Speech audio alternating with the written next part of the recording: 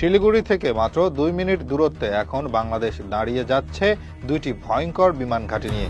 ভারতের বুকের ঠিক পাশ ঘেঁষে বাংলাদেশের লালমনিরহাট আর ঠাকুরগাঁও, এই দুই জায়গায় এখন গড়ে উঠেছে এমন এয়ারবেস যাদের প্রভাব ভারতের সামরিক মেরুদণ্ড কাঁপিয়ে দিয়েছে। এতদিন ধরে দক্ষিণ এশিয়াকে নিজেদের ব্যক্তিগত উঠোন মনে করা ভারত এখন বোঝাতে পারছে না কিভাবে তাদের চোখের সামনেই বাংলাদেশের সাহস এতটা বেড়ে গেল। কারণ এই দুটি বিমান ঘাঁটি চালু হওয়া মানে ভারতের শিলিগুড়ি করিডোরের নিরাপত্তা এখন বাংলাদেশের সরাসরি নজরদারির আওতায় চলে আসা।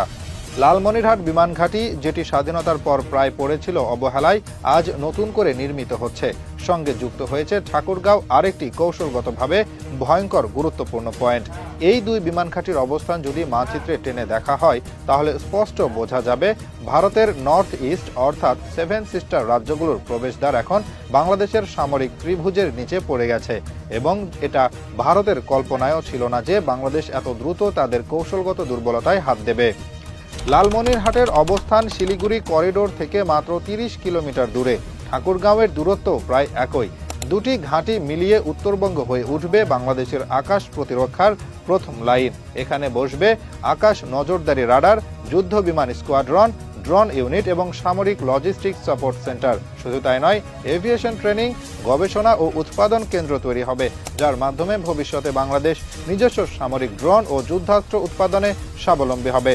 ভারত যতই বন্ধুত্বের গান গাইক না কেন, বাস্তবতা হলো তারা বাংলাদেশের সাথে প্রতিটি চুক্তিতে প্রতারণা করেছে, পানি আটকে দিয়েছে, সীমান্তে মানুষ হত্যা করেছে, বাণিজ্যে ফাঁকি দিয়েছে, নিরাপত্তায় হুমকি দিয়েছে। আর সেই শিক্ষা থেকেই বাংলাদেশ বুঝে গেছে নিজের অস্তিত্ব টিকিয়ে রাখতে হলে শক্তি চাই, আর এই শক্তি নির্মাণের একমাত্র রাস্তা হলো কৌশলগত আধিপত্য। এই দুটি বিমান ঘাঁটির বাস্তবায়ন শুরু হয়েছে সুনির্দিষ্ট পরিকল্পনায়। শুধু রানওয়ে নয়, radar complex, command control centre, drone launch site, aviation university সবকিছু একসাথে গড়ে তোলা হচ্ছে। ভবিষ্যতে এখান থেকে বাংলাদেশ দূরপাল্লার নজরদারি, আকাশ প্রতিরক্ষা এবং জরুরি রেসপন্স সক্ষমতা বাড়াবে। ভারত জানে বাংলাদেশ যদি এই ঘাঁটিগুলো পুরোপুরি সক্রিয় করে ফেলে তাহলে শুধু শিলিগুড়ি নয়, পুরো উত্তর পূর্ব ভারত বাংলাদেশের রাডারের ভেতরে চলে আসবে। এখানে আন্তর্জাতিক বিনিয়োগ আসবে। সৌদি আরব, চীন, কাতার ইতিমধ্যেই আগ্রহ দেখিয়েছে। অর্থাৎ শুধু অস্ত্র কেনার উপর নির্ভর নয়, বাংলাদেশ এবার নিজের প্রযুক্তি নিজে বানানোর পথে হাঁটছে।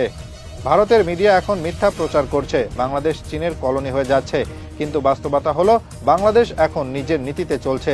যে দেশ উন্নয়ন দেবে, প্রযুক্তি দেবে, স্বাধীনতা দেবে, তার সাথেই বন্ধুত্ব করবে। ভারতের মতো মুখে বন্ধুত্ব আর কাজে শত্রুতা দেখিয়ে এখন আর কেউ বাংলাদেশকে আটকে রাখতে পারবে না।